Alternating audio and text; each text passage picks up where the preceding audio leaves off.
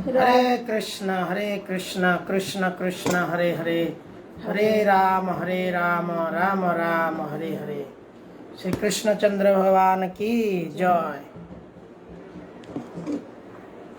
राधा कृष्ण प्राण मोर युगल किशोर, राधा कृष्ण प्राण मोर युगल किशोर। जीवने मरणे गति आर नाही मोर, जीवने मरणे गति आर नाही मोर।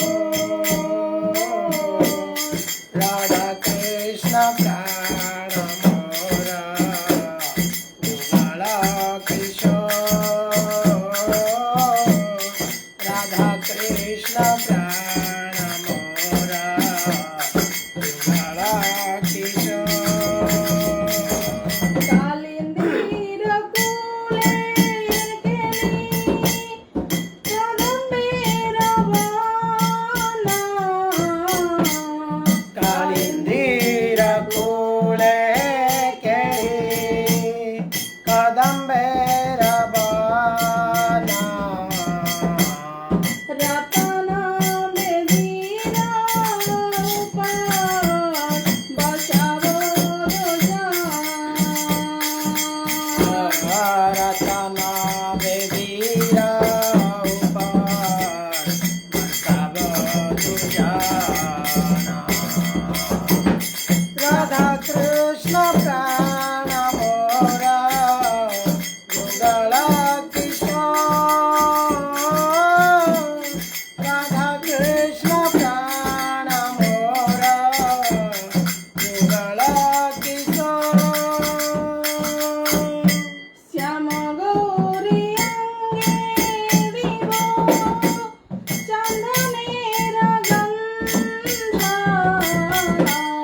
श्याम गौरी अंगे दिवो चंदनेर गंधा, चामरा ढोलाओ कवे तेरी मुख चंद्रा, चामर डुलावो कवे तेरी मुख चंद्रा। राधा कृष्ण प्राण मोर युगल किशोर, राधा कृष्ण प्राण मोर युगल किशोर। गातिया मालतीर माला दिवो हर गाले, गातिया माला ती माला विवद हार गले, आधारे तुलिया दिवो कर्पूर तांबूले, आधारे तुलिया दिव कर्पूर तांबूले। राधा कृष्ण प्राण मोर युगल किशोर, राधा कृष्ण प्राण मोर युगल किशोर। ललिता विशाखा जप सखी वृंदा, ललिता विशाखा जत सखी वृंदा, अजय करिबो सेवा चरणार वृंदा, आज्ञाए करेबो सेवा चरणार बिंदा। राधा कृष्ण प्राण मोर युगल किशोर,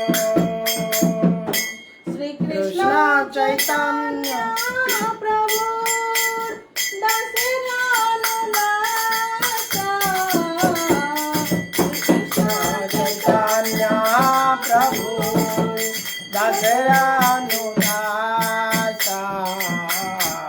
सेवा विलासा करे नरोत्तम दासा ओ सेवा विलासा करे नरोत्तम दासा राधा कृष्ण प्यार मोरा युगला राधा कृष्ण प्यार मोरा युगला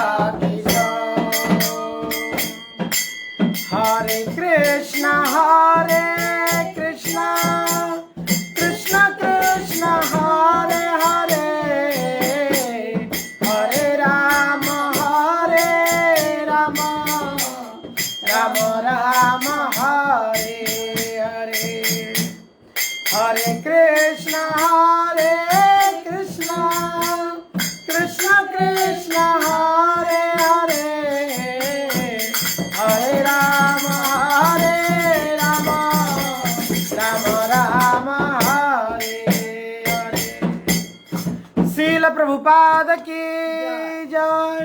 श्रीमद् भगवत गीता की जय। समवेत भक्त वृंद की जय। ओम नमो भगवते वासुदेवाय।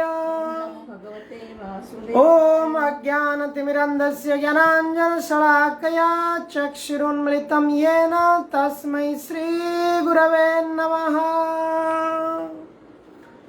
हरे कृष्णा। बहुत बहुत धन्यवाद जो लोग आज की ये श्रीमद् भागवत गीता डेली क्लासेस में जो आज हमें ज्वाइन किए हैं, मैं सभी को आभार प्रकट करता हूँ, सभी को नमस्कार करता हूँ कि आप अपने बहुमूल्य समय को यहाँ पर इन्वेस्टमेंट किया है जो श्रीमद् भागवत कथा श्रवण करने में। आपकी जो इन्वेस्टमेंट है ये समय का, मैं इसको कहूँगा कि बहुत सही समय आपने सही मार्ग पर इन्वेस्टमेंट किया है। तो आज हम चर्चा करेंगे श्रीमद् भागवत गीता के श्लोका नंबर 41। श्लोका नंबर 41 को हम पाठ करेंगे। कल हम चर्चा किए थे किस प्रकार से अर्जुन अलग अलग प्रश्न पूछे थे और अर्जुन के प्रश्नों को भगवान श्री कृष्ण ने किस प्रकार उत्तर दिया है। भगवान कृष्ण किस प्रकार से मन का बीमारी, मन का समस्या क्या है उसके ऊपर भगवान ने कहे थे। मन कैसे एक व्यक्ति को बंधन में डाल सकता है और मन कैसे एक व्यक्ति को क्या डाल सकता है, उसको मुक्ति का मार्ग दिखा सकता है। तो उसी प्रकार से भगवान आगे क्या क्या कहेंगे इसको हम पाठ करेंगे। तस्मात् तोयम् इंद्रियाणां आदौ नियमा भारतर्षभ पापमं परिजह्येनं ज्ञानं विज्ञाननाशनम्। भगवान कहते हैं इसलिए हे भरतवंशी श्रेष्ठ अर्जुना, प्रारंभ में इंद्रियों को बस में करने के लिए इस पाप के महान प्रतीक काम को दमन करो और ज्ञान तथा आत्म साक्षात्कार इस विनाशकर्ता को वध करो। कल हमने इसके ऊपर चर्चा किए थे कैसे भक्ति विनोद ठाकुर जी का भजन में आता है, कामरूप आरी दूरे ते आगीबो। ये काम क्या है? ये आरी है, ये आरी एक ब्लेड है और ये काम रूपक जो ब्लेड है ये हमको काटता रहता है। इसको अगर हम दूर कर दिया, हम उसको कहीं और रख लिया तो क्या होगा? हम भगवान के भक्ति में अच्छी तरह से आ सकते हैं। तो इसलिए हे भरतवंशी श्रेष्ठ अर्जुन, भगवान कृष्ण अर्जुन को बहुत प्रशंसा करते हैं। भरतवंश जी है और वो श्रेष्ठ है क्योंकि भगवान कहते हैं भक्तोसी में सखा चेती। आपको मैं क्यों भगवत गीता बता रहा हूँ? क्योंकि आप मेरे भक्त हैं और आप मेरे सखा है। तो इसलिए मैं आपको ये रहस्य बता रहा हूँ। और यहाँ पर भी ये कहते हैं भरत बंशी। तो अभी क्या करना है? अभी वध तो करनी थी पांडवों को, कौरवों को युद्ध में, परंतु अभी वध किसको करने को भगवान कह रहे हैं? पहले ये काम को दमन करो। ज्ञान तथा आत्म साक्षात्कार के इस विनाश करता है। आत्म साक्षात्कार व्यक्ति स्वयं को पहचानना, इसको कौन विनाश करता है? काम। इसके पहले वाले श्लोक में हमने भी पढ़ा है, काम ऐसा क्रोध ऐसा रजोगुण समुद्भव। काम और क्रोध ये रजोगुण से जात होता है और रजोगुण के प्रभाव से ये हमें फिर और तमगुण में लेके जाता है। भगवान कृष्ण इसी भगवद गीता में कहते हैं कैसे गुण के प्रभाव से व्यक्ति अलग अलग गति प्राप्त करता है। भगवान कृष्ण कहते हैं गुण किस प्रकार से व्यक्ति को निम्न गति करता है या व्यक्ति को उच्च गति करता है या मध्यवर्ती गति में रखता है। जैसे कि वो श्लोक है, अधो तिष्ठन्ति अधो गच्छन्ति ऊर्ध गच्छन्ति है, ऊर्ध्वं गच्छन्ति सत्वसाः। जो सत्वगुणी व्यक्ति है उनकी ऊर्ध गति होती है, वो ऊपर प्लैनेट में जाते हैं, ऊपर के लोक में जाते हैं। वो क्या करते हैं? और अच्छे सत्वगुण के प्राप्त करने के बाद वो ऊपर के प्लैनेट में और उनकी ऊर्ध गति होती है, उनकी प्रगति होती है। वो भगवान के निकटवर्ती होते हैं जो सत्वगुण में रहते हैं। मध्य तिष्ठति राजसः। जो रजगुण में है, जो व्यक्ति भोग वालसा, भोगवांछा, भोग की लालसा में रहता है, तो अलग अलग प्रकार के पैशन, अंग्रेजी में इसको कहते हैं पैशन। तो ऐसे गुणों की वशवर्ती व्यक्ति मध्य तिष्ठति राजसा। तो राजसा जो रजगुण व्यक्ति है वो मध्य भाग में तिष्ठ करते हैं, यानी ये भूलोक में रहते हैं। जघन्ना गुण वितृष्णा अधो गच्छन्ति तामसाः। जो तमगुण व्यक्ति है, जो तम मतलब अंधकार, जो क्या करते हैं उनको पता ही नहीं है, क्यों करते हैं उनको पता ही नहीं है, बस करना है, लोग कर रहे हैं हमें इसलिए करना है। तो इस प्रकार के जो गुण है इनको कहा जाता है तमगुण। उनको दूसरे को दुख देकर, दूसरे व्यक्ति को कष्ट देकर, दूसरे प्राणियों के प्रति हिंसा आचरण कर कर इनको बहुत आनंद मिलता है। तो ऐसे व्यक्ति के जो गुण है इसको तमगुण कहा जाता है। परंतु ऐसे तमगुणी व्यक्ति जब साधु संग में आता है, जब वैष्णव संग में आता है, तो ऐसे व्यक्ति क्या करता है? भगवान के चरण कमल को प्राप्त कर लेता है अगर वैष्णव के संग में आता है। कैसे? उदाहरण स्वरूप आप देखिए, नारद मुनि वाल्मीकि जैसे 10वीं रत्नाकर के संग में आए और उनके इतना पापी थे, इतने तमगुण में थे, उनके मुख में राम उच्चारण भी नहीं हो रहा था, मरा मरा मरा मरा करके कहते थे। परंतु ऐसे वैष्णव जो उनको कहे कि चलो तुम मरा मरा कहते जाओ, और वो ऐसे संत बन गए जो रामचंद्र के आने के पहले के लीलाओं को उन्होंने रचना कर लिया। मृगारी, एक मृगारी थी, वो मृगारी को भी नारद मुनि ने ऐसे ऐसे ज्ञान दिया था जिसके माध्यम से वो भी वैष्णव भक्त बन गया। तो इसलिए तमगुण में रहना, कोई अगर सोचता है कि मैं तमगुण में हूँ, मैं शराब पीता हूँ, मैं व्यभिचार करता हूँ, मैं नशापान करता हूँ, मैं मांसाहार करता हूँ, या आदि आदि इत्यादि अनेक प्रकार के तमगुण कार्य में लिप्त हूँ, कोई इसके लिए कोई बड़ा दुख नहीं करना चाहिए या शर्मिंदा नहीं होना चाहिए। जिस प्रकार से हमारा जीवन में कोई समस्या होती है, हम समाधान ढूंढना चाहिए। अच्छा, तो फिर हम ये स्टेज में हैं, तो हम आगे वाले स्टेज को कैसे जा सकते हैं?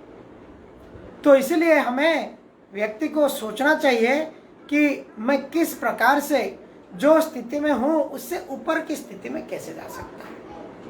भौतिक जगत में व्यक्ति सोचता है मैं जो फिनेंशियल कंडीशन में हूं, मैं उससे और अधिक अच्छा फिनेंशियल कंडीशन में कैसे जा सकता हूं।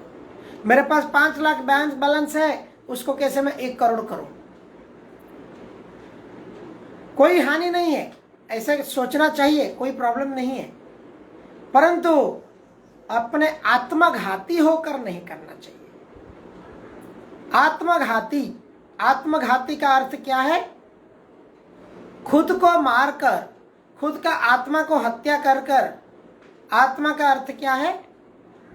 हमारे शरीर के अंदर जो हम बैठे हुए हैं, तो वो हमारे आत्मा को जब हम पोषण नहीं देते हैं, भजन नहीं देते हैं, भगवान के ये तत्व ज्ञान को समझ में नहीं देते हैं, तो हमको आत्मघाती कहलाता है। और उसको आघात कर कर हम जब ऐसे परिस्थितियों में जा कर के हम केवल हमारी भौतिक प्रगति को हमारा जीवन की लक्ष्य बनाते हैं, तो ये भौतिक प्रगति क्या है? प्रभुपाद जी कहते हैं श्रम एव ही केवलम, श्रम एव ही केवलम, just working like dog and hog. इसका कारण क्या है? व्यक्ति असली में जिसके लिए मेहनत करना चाहिए उसके लिए मेहनत ना करके क्या कर रहा है? जो क्षणस्थायी है उसके लिए मेहनत कर रहा है। इसलिए हमें समझना है, हमें दो हमारे जो शरीर है और हमारे जो आत्मा है। The soul is eternal, the body is temporary. तो हमें टेम्पररी गोल्स रखना चाहिए। एक जो फिनेंशियल प्लानर होते हैं, मोटिवेशनल स्पीकर होते हैं, मेंटर काउंसलर होते हैं, जो मॉडर्न इकोनॉमिक डेवलप करने के लिए व्यक्ति को मोटिवेट करते हैं, वो ऐसे बताते हैं कि एक शॉर्ट टर्म गोल रखना चाहिए और एक लॉन्ग टर्म गोल रखना चाहिए। शॉर्ट टर्म गोल का अर्थ क्या है? कि जैसे मैं आने वाले 5 साल में मैं क्या बन सकता हूँ, आने वाले 10 साल के अंदर मुझे क्या अचीव करना है। और लॉन्ग टर्म गोल क्या है? मुझे अंत में क्या बनना है, what is my final goal. क्योंकि वो चाहते हैं केवल व्यक्ति का भौतिक प्रगति करवाए, आर्थिक प्रगति कराए, वो उसको इस प्रकार के सलाह देते हैं। परंतु जो वास्तविक सलाहकार, जो जीव का वास्तविक बंधु है, स्वयं परमेश्वर कहते हैं तुम्हा बिना बंधुआर के अच्छे तो आमा बिना बंधुआर के अच्छे तुम्हारो। मेरे अलावा ये संसार में और कोई बंधु नहीं है जो अच्छा मुस्कुरा के आपके परिवारजन आपको लूटते हैं। बच्चे आते हैं पापा पापा पापा पापा कह के आपसे लूट के पैसा ले लेते हैं। पत्नी आते हैं आपको अच्छे से प्यार से कुछ शब्द कह करके आपको लूट लेते हैं। इस प्रकार से परिवारजन, ज्ञाति, कुटुंब जो है ये आपसे लूटते रहते हैं। तो जीव को ये समझ में नहीं आ पा रहा है, जीव यह समझ नहीं पा रहा है। जीव मोहग्रस्त हो करके क्या कर रहा है? जीव ऐसा मोहित हो जाता है कि वो सोचता है कि अहं मम इति। जीव क्या सोचता है कि मेरा बच्चे, मेरा बीबी मुझे प्यारे प्यारे शब्द कहते हैं और मैं उनके लिए उनका गधा हूं। वास्तव में वो सोचता है मैं इनका मालिक हूं, लेकिन शास्त्र कहता है वो उनका गधा है। क्योंकि शास्त्र कहता है अगर आपने बच्चा पैदा किया, अगर आपने पत्नी स्वीकार किया, ये आपके प्रजा है, और वो प्रजा को अगर आपने उद्धार करने की सत्य मार्ग नहीं बता पाया, तो आपकी वो बाप बनने की या परिवार के मुखिया बनने की या आपने जो बना है उसकी कोई मूल्य नहीं है। इसकी प्रमाण है शास्त्रों में, गुरु न सस्यात, जननी न सस्यात, पिता न सस्यात। एक व्यक्ति को गुरु नहीं बनना चाहिए अगर वो जिसको शिष्यत्व ग्रहण किया है, अगर उसको उद्धार करने का मार्ग नहीं बता पाया, स्वयं उद्धार नहीं कर पाया। जननी न सस्यात, एक व्यक्ति को बच्चा पैदा नहीं करना चाहिए माता पिता को, अगर उनको बच्चे को ये संसार में लाने के बाद उसको सत्य मार्ग में, ईश्वरीय रास्ता में, ईश्वर के अन्वेषण में उसको सत्य ज्ञान नहीं दे पाया है। मूल्य नहीं है। कुत्ते भी एक बार में एक कुत्ता 6-6, 10-10 बच्चा पैदा कर देता है, तो मनुष्य क्या कर लेता है ज्यादा? तो बच्चा पैदा करना बड़ी बात नहीं है। लोग आजकल कहते हैं ओ हो इतने छोटे बच्चे को आप भगवान की ये सब क्या पढ़ा रहे हो, परंतु उनको ज्ञान नहीं है। अविद्या पढ़ा करके उसको स्कूल में टाई कोट पहना के वो सोचते हैं कि हमारा बच्चे को हमने सफल बना दिया, we made his life successful।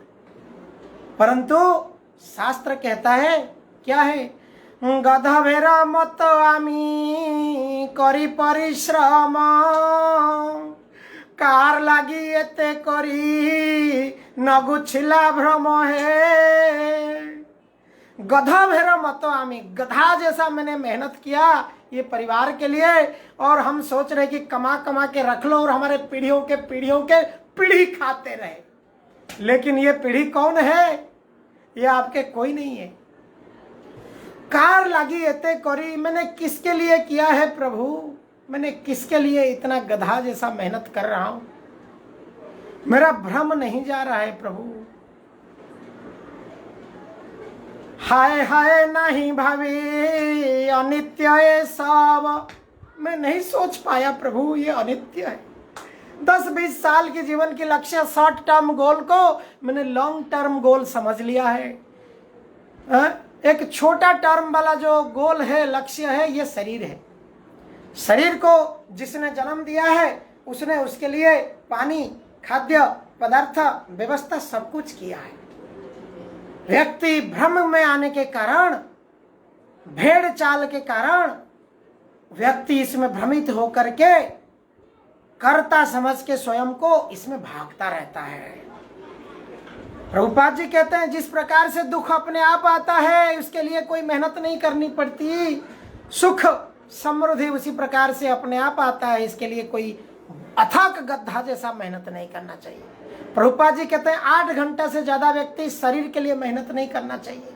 महान आचार्य भक्ति विनोद ठाकुर हमारे वैष्णव परंपरा में उसका उदाहरण दिए हैं, जिन्होंने ब्रिटिश एम्पायर में, उन्होंने हाई कोर्ट के अंदर एक मजिस्ट्रेट थे, उन्होंने बंगाल में जगन्नाथपुरी आदि जगह में उन्होंने सर्विस किए थे।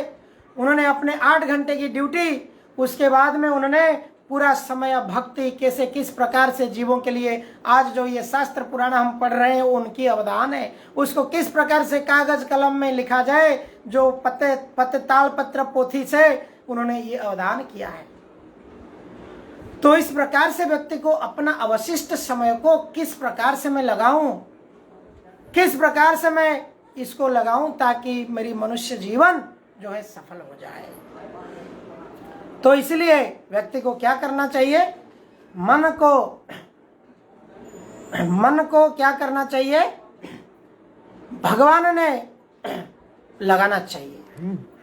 इसलिए अर्जुन, यहाँ पे अर्जुन को भगवान श्री कृष्ण कह रहे हैं कि हे श्रेष्ठ अर्जुना, प्रारंभ में इंद्रियों को बस करने के लिए थोड़ा कष्ट होता है, लेकिन इसको दमन करो। कैसे दमन करो इसको आगे बताया गया है। देखिए सबको, मुझे I know it is very difficult. सवेरे मॉर्निंग में, अर्ली मॉर्निंग में 4 बजे 5 बजे उठना बड़ा कष्ट है। जिह्वा का लालसा को क्या करना, रोक पाना बड़ा कष्ट है। अपोजिट सेक्स की अट्रैक्शन को रोक पाना बड़ा कष्ट है। इसको लेकिन रोकने के लिए भगवान ने रास्ता बताया है। क्या है? जब इसको हम भगवान की सेवा में लगा दें, ये हमको ज्यादा विचलित नहीं करेगा। जिस प्रकार से कि नदी का पानी को आपने बंद बना दिया, लेकिन नदी भर भर के पानी कैसा भी कैसा बह करके जाएगा, आप रोक नहीं सकते हैं। इस प्रकार से ये इंद्रियों की प्रवाह को रोका नहीं जा सकता है। इसको क्या किया जा सकता है, डाइवर्ट किया जा सकता है। नदी का पानी को जैसे केनाल बना करके सस्य अत्यंत सुंदर हरा भरा सस्य श्यामला बनाया जा सकता है, उसी प्रकार से ये इंद्रिय भोग की जो प्रवृत्ति है उसको भगवान की सेवा में लगाया जा सकता है। उसका बहुत सुंदर उदाहरण देते हैं अम्बरीश महाराज।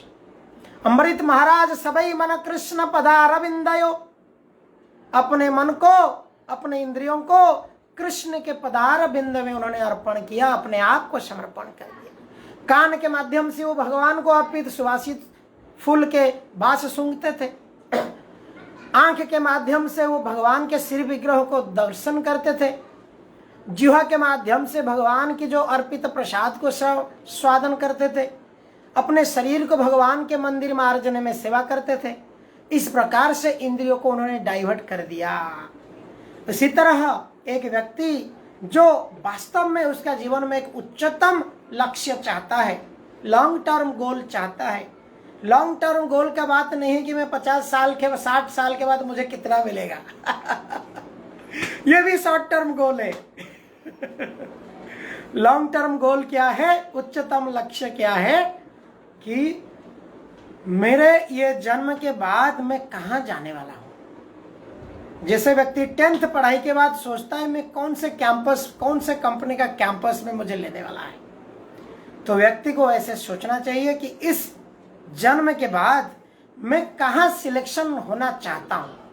मैं बैकुंठ जाना चाहूँ, मैं गोलक वृंदावन जाना चाहूँ, मैं मथुरा धाम जाऊं। ये सारे प्लैनेट जो है आध्यात्मिक जगत में प्लैनेट है। जैसे हमने अर्थ प्लैनेट में अभी जन्म लिया है, ये भूलोक में हमने कैसे चयन किया है, हमारे कर्मों के हिसाब से। ऐसे हम ऐसे क्या करें, भगवान कहते हैं जत गत्वा न निवर्तन्ते तद्धाम परम मम, जो मेरे धाम को प्राप्त करता है वो नहीं वापस लौटता है। तो इसलिए व्यक्ति को समझना चाहिए मैं क्यों ये शरीर को इतना मेहनत करा के ये शॉर्ट टर्म गोल के लिए पूरा समय को बर्बाद कर दूं, मेरे को जरा सा भी समय ना दूं। नरोत्तम दास ठाकुर गाते हैं हरि हरि विफल जन्म गणाइनु, मनीष जन्म पाया राधा कृष्ण ना भजिया, जानिया सुनिया विष खाइनु। हे हरि मैंने जानबूझ करके ये जहर पी रहा हूं। तो यहाँ पे प्रभुपाद जी कहते हैं ज्ञानम परम गुह्यमे यदि ज्ञान समावितम सरहस्य तदग्नं च गृह गतिदा मया। आत्मा तथा परमात्मा का ज्ञान अत्यंत गुह्य एवं रहस्यमय है। ये कॉन्फिडेंशियल नॉलेज है। ये ऐसा नहीं कि हर कोई व्यक्ति इसको समझ लेगा और कर लेगा। इसलिए आप देख रहे हैं हम यहाँ पे 5, 7, 10, 20, 25, 50 लोग ही होते हैं, इससे ज्यादा नहीं होते। कारण क्या है, इसमें रुचि नहीं है। भगवान कृष्ण गीता में कहते हैं, भगवान कृष्ण कहते हैं मनुष्याणाम सहस्रेषु, हजार हजार मनुष्यों से कश्चित् ततसिद्धये, हजारों हजारों में से किसी एक को किसी वैष्णव की कृपा होती है, किसी साधु की कृपा होती है, वो अपने ये सिद्धि मार्ग में चलता है। बहुनाम जन्म नाम अन्ते ज्ञानवान मां प्रपद्यन्ते, वासुदेवम सर्वमिदं स महात्मा सुदुर्लभ। बहुत बहुत जन्म जन्म जन्म जन्म के बाद एक ज्ञान किसी के अंदर दिव्य ज्ञान उसके हृदय को टच करता है। वो सोच रहे मैं क्या कर रहा हूं, व्हाट आई एम डूइंग। ना ना ना ना, मुझे भगवान में मन लगाना चाहिए। मेरा वास्तविक जो स्वार्थ है, मेरा वास्तविक जो परम लक्ष्य है, उसमें मुझे मन लगाना चाहिए। कुछ कुछ समय मुझे उसके लिए मुझे देना चाहिए। बहुनाम जन्मनाम अन्ते ज्ञानवान मां प्रपद्यन्ते, वासुदेवम सर्वमिदं स महात्मा सुदुर्लभः। ऐसे ऐसे महात्मा, उसको महात्मा कहा जाता है। महात्मा गांधी जी को भी महात्मा कहा जाता है, परंतु ऐसे महात्मा जो है ये भगवान कृष्ण के द्वारा दिया गई टाइटल है। ऐसा नहीं कि किसी राष्ट्रपति या किसी देशवासी ने दी गई टाइटल है। ये टाइटल कृष्ण दे रहे हैं कि महात्मा है वो। कौन महात्मा है? जो कहता है हे कृष्ण, राधा कृष्ण प्राण मोरो जुगल किशोर, जीवने मरणे गति आरो नहीं मोर। ये जीवन में या मरने में? मरने के बाद प्रभु आपको प्राप्त करूंगा। जीवन शरीर दिया है, जब तक आप ही का सेवा करूंगा, आप ही का चिंतन करूंगा, आप ही के लिए कर्म करूंगा। जीवन है मरण गति आरो नहीं मोर, राधा कृष्ण प्राण मोरो जुगल किशोर। तो ऐसे व्यक्ति जब समझ लेता है क्या होता है, वो व्यक्ति वास्तव में समझ लेता है अपना जीवन का परम लक्ष्य। काम ईश्वर प्रेम विकृति प्रतिबिंब है, इसके प्रत्येक जीव के लिए स्वाभाविक है। काम ईश्वर प्रेम का विकृति प्रतिबिंब है। देखिए कल हमने चर्चा किया था प्रेम और काम में क्या अंतर है, यहाँ पे ये लिखे हैं प्रभुपाद जी। जैसे एक वृक्ष, उसका धूप में उसका छाया होती है तो एक वृक्ष जैसे दिखती है। जैसे एक मनुष्य दोपहर के 2 बजे या 12 बजे खड़ा रहता है तो उसका एक छाई मनुष्य का एक प्रतिच्छवि होती है। तो प्रेम का असली प्रतिच्छवि जो है, छाया है, वो काम है।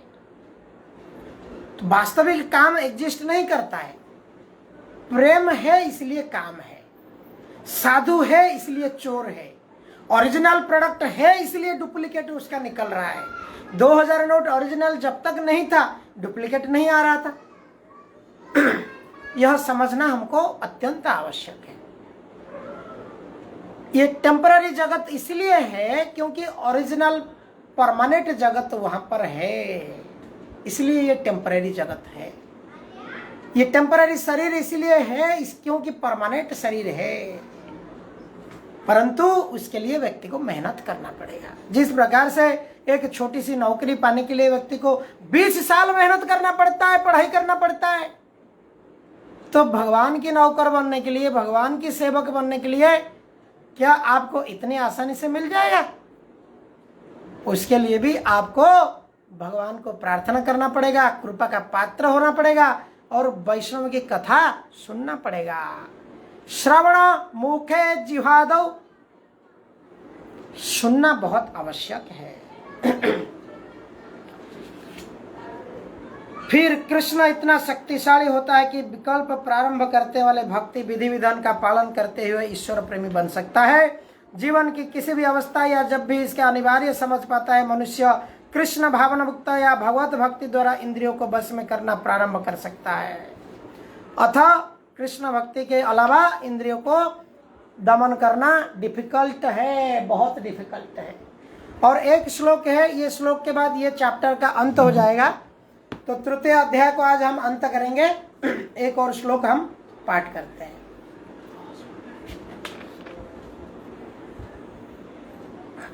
ओके, नहीं 41 हो गया ना, अभी 42 है यहाँ।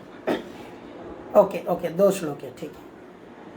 इंद्रियाणि पराराहुर इंद्रियेर्थेभ्य परम मनः, मनसस्तु परा बुद्धेर्यो बुद्धे परम ततो सः। इंद्रियाणि परार्याहु, कर्मेंद्रिय जड़ पदार्थ की अपेक्षा श्रेष्ठ है। मन इंद्रिय से बढ़कर है, बुद्धि मन से भी उच्च है और वह आत्मा बुद्धि से भी बढ़कर है। इंद्रिया काम के कार्यकलाप के विभिन्न द्वार है। ये जो इंद्रियां हैं, ये काम शब्द का अर्थ है जो इंद्रिय तृप्ति, जो एक्टिविटी है, इसके अलग अलग द्वार है, अलग अलग इंद्रियों। जैसे आंख है, ये एक इंद्रिय का द्वार है, कान ये एक गेट है, मुख ये एक गेट है। तो ऐसे अलग अलग द्वार है। काम इसका निवास, काम का निवास शरीर में है, शरीर में काम निवास करता है, किंतु उससे इंद्रिय रूपी झरोखे प्राप्त होता है। ये शरीर में इंद्रिय रूपी खिड़की है। ये सब, ये एक खिड़की है, ये एक खिड़की है। ऐसे झड़के। अतः कुल मिलाकर के इंद्रियों शरीर में श्रेष्ठ है। श्रेष्ठ चेतना या कृष्ण भावनामृत होने पर ये द्वार काम में नहीं आता है। जब व्यक्ति कृष्ण चेतना हो जाता है, भगवत चेतना हो जाता है, ये खिड़कियां जो काम करने वाले होते हैं वो काम नहीं करके कुछ और काम करने लगते हैं। आत्मा भगवान के साथ सीधा संबंध स्थापित करता है। अतः यहाँ पर वर्णित शारीरिक कर्म का अर्थ है इंद्रियों के कार्य, और इन इंद्रियों के अवरोध का अर्थ है सारे शारीरिक कर्मों का अवरोध। लेकिन क्योंकि मन सक्रिय रहता है, अर्थात शरीर को मौन तथा स्थिर रहने पर भी मन कार्य करता है। यथा स्वप्न के समय मन कार्यशील रहता है। जब किसी को स्वप्न होता है, सो तो जाते हैं लेकिन मन स्वप्न देखता रहता है, मन नहीं सोता है। किंतु मन के ऊपर भी बुद्धि की संकल्प शक्ति होता है। मन के ऊपर बुद्धि होता है और बुद्धि के ऊपर स्वयं आत्मा है, जिसको हमने एक रथ के ऊपर भी कल चर्चा किए थे। कैसे रथ है ये शरीर, और उसमें सारथी है, कौन घोड़ा है, कौन घोड़ा है, कौन लगाम है। इंद्रियाणी घोड़ा है और मन जो है लगाम है, बुद्धि जो है सारथी है। उस प्रकार से आत्मा जो है उसमें पैसेंजर है, पैसेंजर बैठा हुआ है। तो पैसेंजर को इंद्रियों अगर आपकी लगाम बराबर नहीं लगी, घोड़े इधर इधर लेके जाएंगे, खड्डे में डालेंगे, पैसेंजर गिरेगा, फिर दूसरे रथ में टूटा हुआ रथ मिलेगा उसको। तो मन बुद्धि, किंतु मन के ऊपर बुद्धियां। यदि आत्मा प्रत्यक्ष रूप में परमात्मा में रत हो तो सारे अधीनस्थ यथा बुद्धि, मन तथा इंद्रिय स्वतः रत हो जाएंगे, भगवान में सब लग जाएंगे। कठोपनिषद में एक ऐसा अंश है जिसमें कहा गया है इंद्रिय विषय में इंद्रियों से श्रेष्ठ है मन, इंद्रिय विषयों से श्रेष्ठ है। अतः मन भगवान की सेवा में निरंतर लगा रहना है तो इस इंद्रियों को अन्यत्र रत होने की संभावना नहीं है। भगवान भी गीता में कहते हैं इंद्रियाणाम मनश्चास्मि, वो कहते हैं इंद्रियों के अंदर मैं मन हूं। अगर सारे 5 इंद्रियां हैं, 5 इंद्रियों से श्रेष्ठ क्या है? मन भी एक इंद्रिय है। मनः षष्ठानि इंद्रियाणि प्रकृति ही स्थानि कर्षति। तो यहाँ पे 6 इंद्रिय हो जाता है, षष्ठानि इंद्रियाणि। तो 6 इंद्रिय मन को मिलाकर के 6 इंद्रिय प्रकृति उसको उसी हिसाब से नचाता है, कर्षण करता है, कष्ट देता है। मनुष्य को चाहिए कि बुद्धि के द्वारा आत्म की स्वाभाविक स्थिति को ढूंढे। अपने बुद्धि लगा करके ढूंढो कि आमी केनो आमार जाके तापत्र। रूप गोस्वामी, सनातन गोस्वामी कहते हैं कि ग्राम्य व्यवहार एक कहीं पंडित। हे प्रभु, हे चैतन्य महाप्रभु, मुझे गांव के लोग तो पंडित कहते हैं, लेकिन आमी जानी ना कि आमी मैं कौन हूं, मैं क्यों इस किन 3 प्रकार के ताप को कष्ट कर रहा हूं। किंतु इसकी फिर मन को निरंतर कृष्ण भावना में लगाए, इससे सारी समस्या की हल हो जाती है। सामान्यतः नव दीक्षित आध्यात्मवादी इंद्रिय विषयों से दूर रहने की सलाह दी जाती है। नए नए लोगों को कहा जाता है कि भाई कोई अगर शराब पी रहा है तो शराब बोतल भी घर में मत रखो, देखने से क्या होगा, कभी मन कर जाएगा। बीड़ी सिगरेट पीता है तो उसको दूर रख लो। कोई भी विषय के प्रति आसक्ति है वो चीज पास में मत रखो, उससे दूर हो जाओ, ऐसा संग से दूर हो जाओ, ऐसा दोस्ती यारी से दूर हो जाओ। तो मन स्वतः सशक्त हो जाए जब भगवान के शरण में आ जाए। यद्यपि इंद्रिय सर्प के समान है, अत्यंत बलिष्ठ होते हैं, स्नेक सांप जैसा इंद्रिय है, सांप। किंतु ऐसा करने पर दंत विहीन सांप के समान आसक्त हो जाएंगे। कैसा करने से? जब भगवान के शरण में, भक्त के संग में आते हैं, ऐसा सांप जैसा इंद्रिय उसके दांत टूट जाता है। तो हमको क्या करना है? सांप का विष दांत को तोड़ देना है, जहरीलू दांत को तोड़ देना है। तो क्या होगा? इंद्रियों के स्वामी के सेवा में इंद्रियों को लगा देना है। हरे कृष्णा कृष्ण कृष्ण हरे हरे, हरे राम राम राम हरे हरे। एक और श्लोक है, आखिरी श्लोक छोटा सा, इसको हम ले लेंगे। कोई प्रश्न टिक्का टिप्पणी किसी का हो इस तब बीच में? हरे कृष्णा, कोई टिक्का टिप्पणी, कोई प्रश्न है?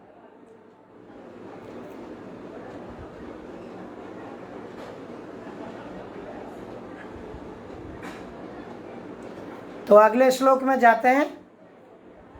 एवं बुद्धे परम बुद्ध्वा संस्थाभ्यात्मानमात्मना जाहि शत्रु महाबाहो कामरूपम दुरासदम।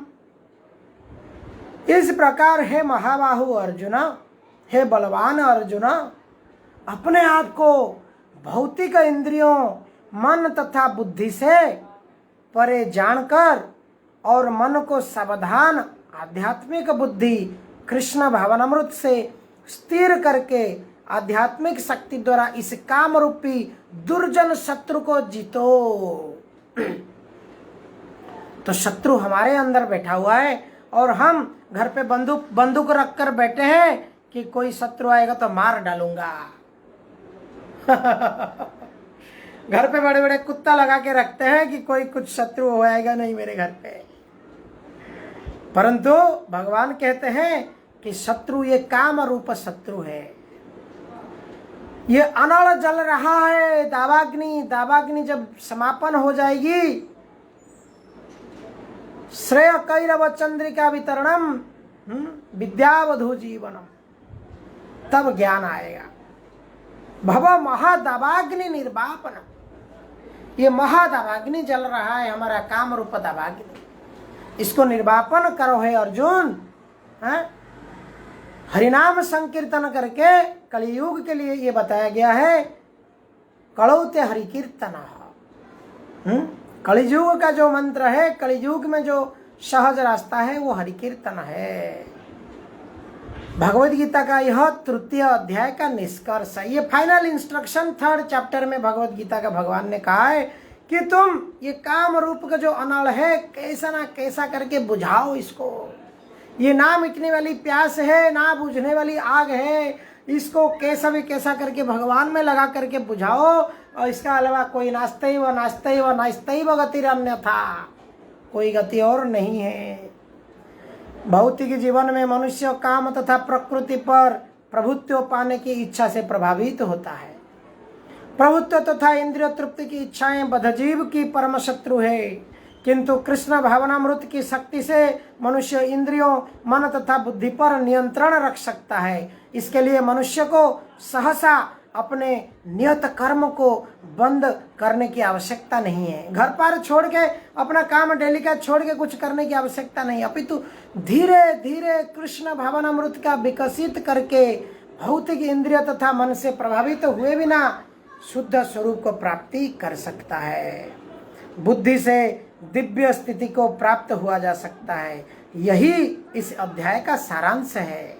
बुद्धि के माध्यम से हम कैसे सांसारिक जीवन की अपरिपक्व अवस्था में दार्शनिक चिंतन तथा यौगिक आसनों को अभ्यास से इंद्रियों में बस करने की कृत्रिम प्रयास से आध्यात्मिक जीवन प्राप्त करने की सहायता नहीं मिलती। यहाँ पे देखिए प्रभुपाद जी ने हमको कृपा करके ये सारे चीजें लिख कर गए हैं कि ये कृत्रिम उपाय से आप ये सो कॉल्ड योगा योग करके एक टांग ऊपर करके एक हाथ ऊपर करके, इससे आप भगवान प्राप्त नहीं कर पाओगे। ये कलयुग में एक नाक बंद करके दूसरे नाक खोल के आप भगवान को प्राप्ति नहीं कर सकते हो। क्या करना है?